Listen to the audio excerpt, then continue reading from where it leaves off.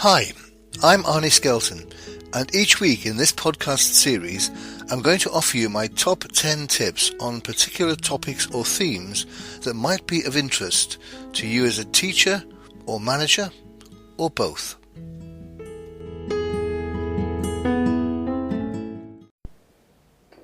Hi, and welcome to this week's podcast, which follows on from last week's. Last week's was all about information management, and at the time I said I would follow it with this week's podcast, which is about my top 10 technology tools, essentially apps, that help support information management. So that's what this week is about, my top 10 technology tools for information management. And it's worth thinking about these four things before I start. Firstly, they are apps that relate specifically to information management, so they're not dealing with time management or other types of management. Secondly, it's my list. These are apps that help me, that work well for me. They may not work for you, and that's the nature of apps. You give it a try and see how it works out. So these are 10 that help me.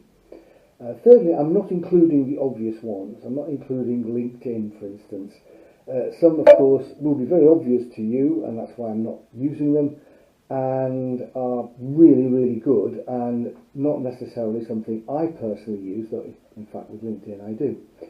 So, and there are absolutely many more thousands of apps out there than the 10 I'm offering today. And finally, most of your standard devices will have some form of information management apps built in. For example, iPhones have useful notes and contacts apps provided with the phone. So I'm not going to list any of the ones that are built in with any particular device, though again, many of these are really useful. Also, I've decided to keep this podcast relatively short by simply telling you the name of the app, what it does and why I found it useful. Once you have the name and you're interested, then download the app and give it a go. The way the app will take you through the learning process will be far better than any description I can give here on this podcast. So, with those little caveats and words of warning, here are my top 10 information management technology apps. Number 1, Trello. Trello. This is probably my most used information management app. It consists of a hierarchy of boards, lists and cards, and is used mainly for project planning without any of the complexity of the most project planning type tools. A board is the big heading, then that's divided into lists, and the lists are then divided into cards.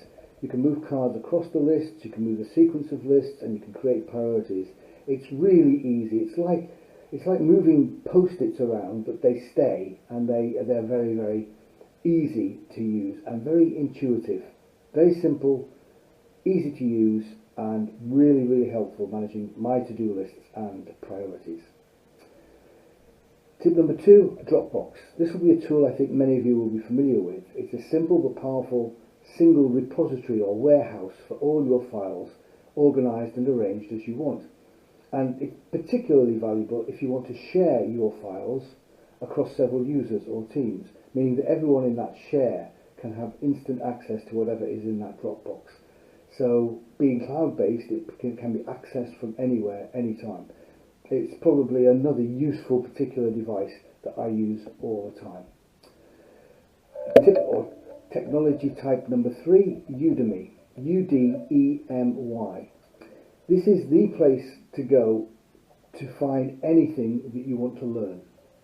There's a course on Udemy pretty much for anything. The access to Udemy itself, the site, is free, but you may have to then pay for a particular course that you're interested in. The price varies, but it's often no more than a tenner. It's very simple to access, and almost any learning topic you can think of will be there. So that's Udemy, Udemy. Tip number 3. Tip number 4 is Musify. This is an RSS feed reader and really simple to use. It allows you to access any information source, any web or blog that you want to track and keep it all in one place. So suppose you wanted to keep up to date with BBC News UK. Use the app search function to find that particular site, copy its URL into Newsify, and it will update you with whatever BBC News says. You can be more specific by using tags to narrow down your interest, for example, BBC News Business. And an app that has a similar function is Feedly. So Newsify or Feedly, I happen to use Newsify, but both are great at keeping you up to date with anything newsworthy that you want to follow. Tip number 5, Slack. Slack is a collaboration hub for teams that work together on the same project. So if you're already using Trello, that may do the job for you. But if not, or you want to try both, then try Slack. It's where you want to share information between people, and that includes conversations. It's simple and pretty intuitive to use. That's tip number 5, Slack. Tip number 6, Pocket. It's a really good name for a useful app. It simply allows you to store information, feeds, articles, etc. in one place for you to read later. So you may find a useful article but haven't time to read or finish it just now, so you put it in your Pocket. So you upload it into your Pocket app, which you can organise into whichever headings you want and find helpful, and then you've got them all in the one place, so you can go back to them without having to search for them whenever you want. That's tip number 6, Pocket. Tip number 7 is World Day. Now I know that some of you listening will be teachers, as I once was, and I wanted an app like this, and now it's here. It's an invaluable app if, as a teacher, you want to keep abreast of important celebratory or commemorative days anywhere in the world.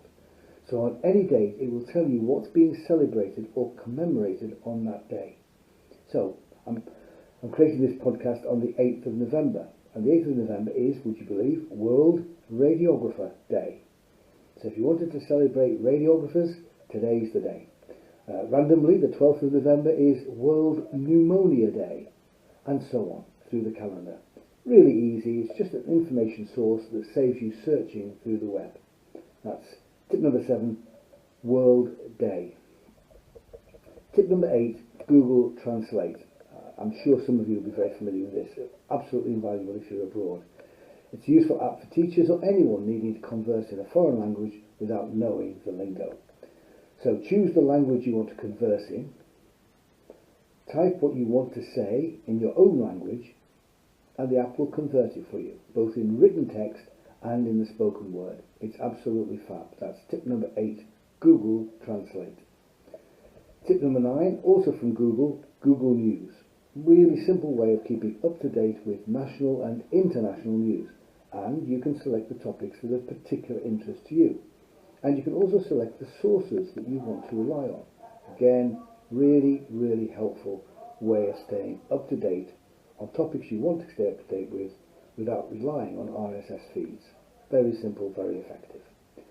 And finally, with a little difference, tip number 10, Canva, C-A-N-V-A. This is a stylish, comprehensive and relatively easy design app. So if you want to push information out that looks stylish, eye-catching and professional, then you could do far worse than use Canva. So those are my top 10 information management tools. Just to recap them again with their names. Tip number 1, Trello. Tip number 2, Dropbox. Tip number 3, Udemy. Tip number 4, Newsify. Tip number 5, Slack. Tip number 6, Pocket.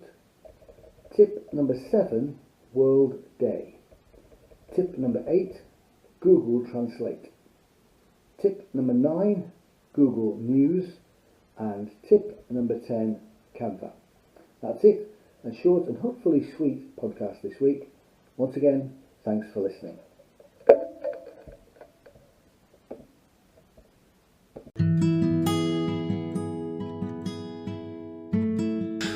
Thank you for listening. If you've enjoyed this podcast, make sure you subscribe. You will still get the podcast for free, but you will also get an alert to let you know when the next podcast is available. And please recommend the podcast to anyone else you think might like it and benefit from it. Also, I'd really appreciate it if you could leave a review and any other comment, because they'll help promote the podcast series on the relevant platform. So, bye for now.